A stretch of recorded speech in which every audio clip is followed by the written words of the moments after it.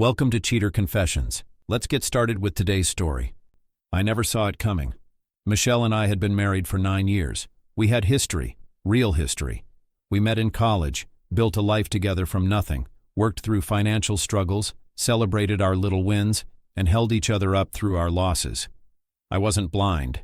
I knew marriage wasn't all sunshine and laughter, but I thought we had something solid, something real. Then one evening she shattered that belief in a single sentence. We were sitting at the dinner table, the sound of silverware against plates filling the silence. I had made spaghetti, her favorite. She barely touched it. At first I thought she had a rough day at work. Maybe stress was weighing her down. She looked distant, lost in her own world, twisting her fork in slow, mindless circles. I set my glass down, watching her. "Michelle, you okay?" She let out a deep sigh. Then, without even looking at me, she dropped the bombshell. "Aaron, I need some space." The words felt foreign, like I had misheard her.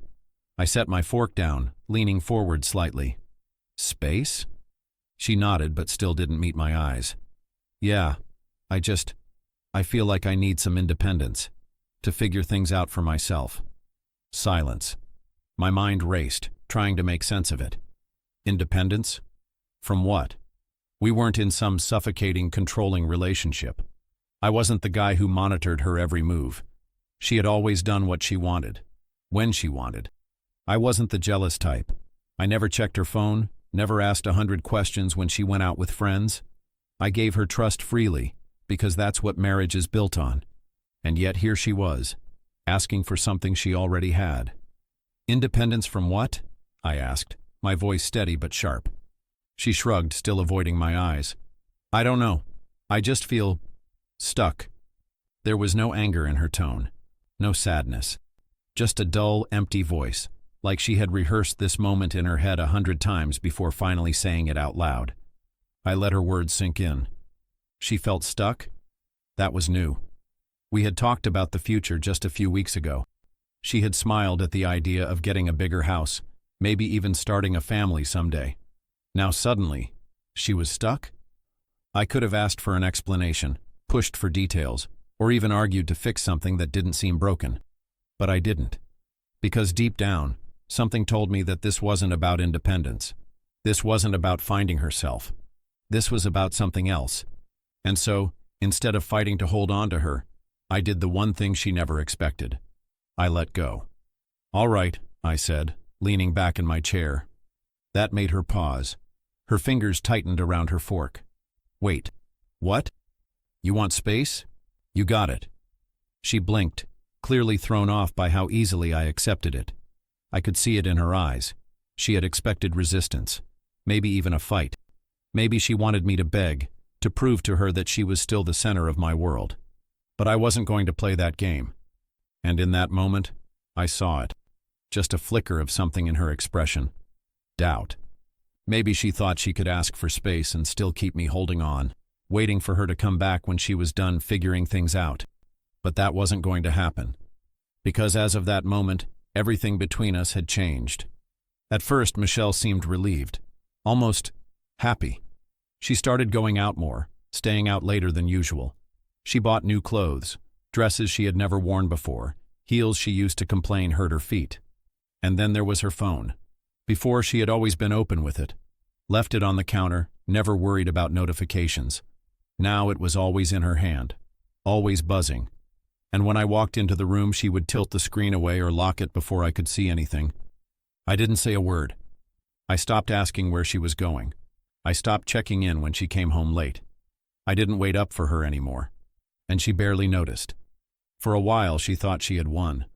But the thing about people who crave freedom is they never expect to feel lost without the person they took for granted. And that's exactly what started to happen. It started with small things, little cracks in the confidence she had when she first asked for independence. One night she came home past midnight. The old Michelle, the one who used to text if she was running late, who used to slip into bed quietly so she wouldn't wake me, was gone. This new version of her walked through the front door like she didn't owe anyone an explanation, like she was expecting a fight. I was sitting on the couch, scrolling through my phone, completely relaxed. I didn't even look up right away.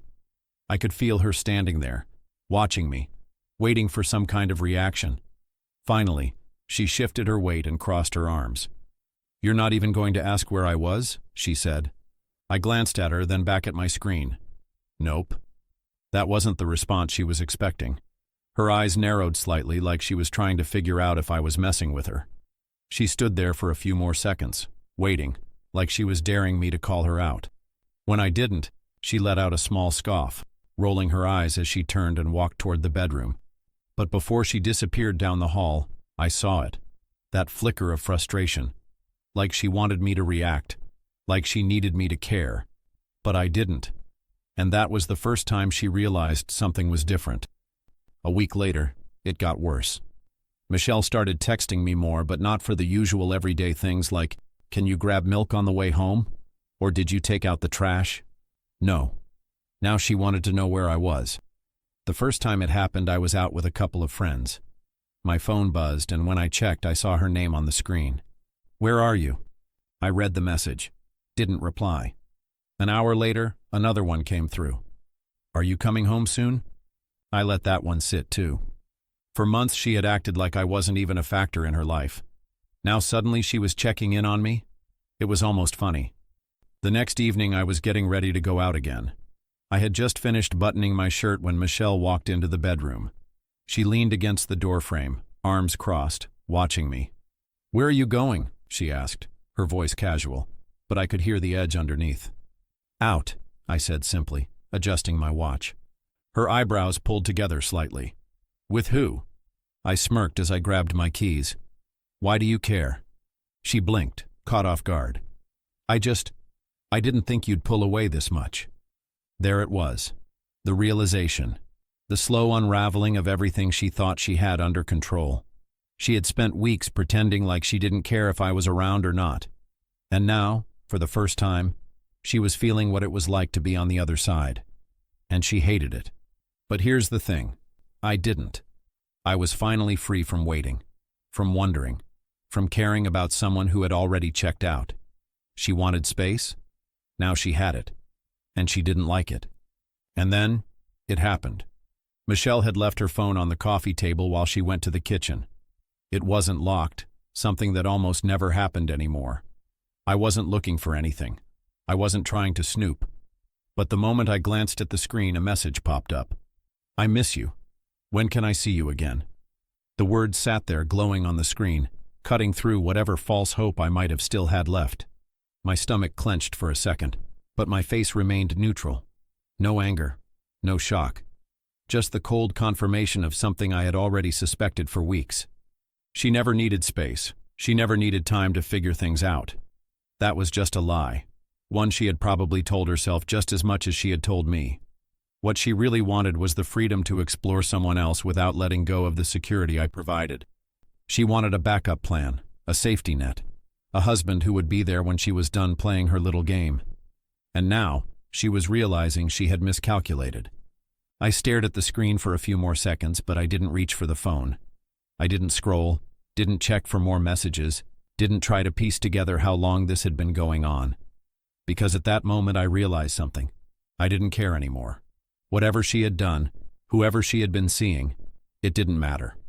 I wasn't going to give her the satisfaction of a confrontation. I wasn't going to ask her who he was, how long it had been happening, or why she had done it. I already knew the answer. She thought she could have both, me waiting in the background while she tested the waters elsewhere. But she had already lost me. And now, for the first time, she was the one who had something to lose. The next morning I didn't waste time. I got dressed, grabbed my car keys, and drove straight to a lawyer's office. There was no hesitation, no second guessing. I had already made my decision the night before. This marriage was over. The lawyer was efficient, professional. I told him exactly what I wanted, a clean break. No drawn-out fights, no unnecessary drama. Just paperwork, signatures, and freedom. He nodded, asked a few questions, and started drafting the documents. By the time I walked out of that office, the process had begun. I drove home, knowing Michelle wasn't there.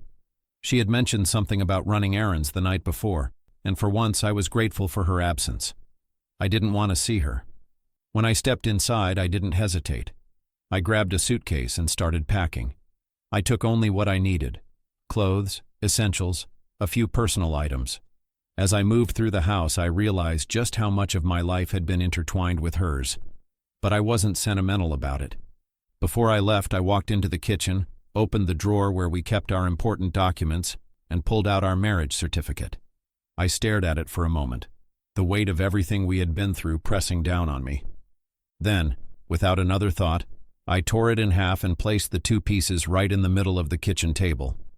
That was my goodbye. With my suitcase in hand, I walked out the door and didn't look back. I checked into a hotel later that evening. The silence of the room wasn't lonely. It was peaceful. For the first time in a long time, I felt like I was finally in control of my own life. A couple of hours after checking in, my phone started ringing. It was Michelle. I let it ring. Then it rang again, and again. She started texting. "Aaron, where are you? Why are your things gone? Please talk to me." I didn't reply. She would find out soon enough. A few days later, she got served with the divorce papers. It didn't take long before my phone started buzzing again. This time I picked up. The moment the call connected, her voice was frantic. "Aaron, what is this? What are you doing?" I leaned back in my chair at my new apartment, calm and steady. "Ending this." Her breath hitched. "You're serious?" "Completely." She paused, then her tone softened. "Aaron, please, can we just talk? Whatever is wrong, we can fix it." I let out a dry chuckle. "Wrong? You are what's wrong, Michelle. And I know." Silence. Then, barely above a whisper, she said, "Know what? I didn't play games. I didn't ease into it. I hit her with the truth like a hammer. I know you've been cheating." Her breath caught. "Aaron." I cut her off. "That's why you wanted space, right? That's why you needed independence. To figure things out? Turns out I needed the same thing. And I figured out that I don't need you." She started crying. The forced kind. The one she thought might change my mind.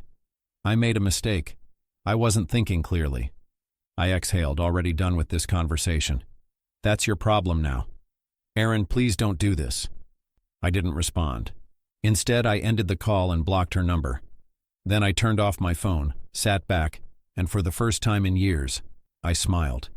Because my life was finally mine again. The divorce went through smoothly. No drawn-out battles, no dramatic fights. She didn't contest it, probably because she knew she didn't have a leg to stand on.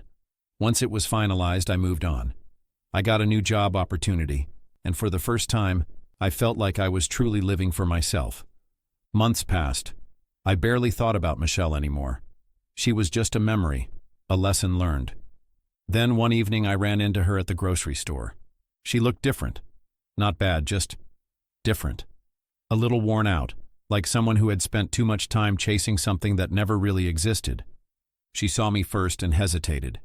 Then, as if deciding she had nothing to lose, she walked over. "Aaron," she said, giving me a small smile. "Hey." I nodded. "Michelle." She glanced at my cart, then back at me. "You look good." "Thanks." I didn't return the compliment. She shifted uncomfortably, then sighed. "Look, I wanted to say I'm sorry." I raised an eyebrow. "For what exactly?" She swallowed. "For everything. For taking you for granted. For making the biggest mistake of my life." She hesitated before adding, "It didn't work out with him." I almost laughed. Of course it didn't. She took a deep breath. "I don't expect you to forgive me. But maybe we could try again?" I stared at her for a long moment, then shook my head. "No, Michelle, we can't." Her face fell. "Aaron, please." I cut her off. "You lost me, and there's no coming back from that." Her shoulders slumped. She looked like she wanted to say more, but she didn't. Instead, she just nodded, blinking back tears. "I get it." I gave her one last look, then turned and walked away. As I left the store, I didn't feel anger. I didn't feel sadness. I just felt free. Thank you for watching.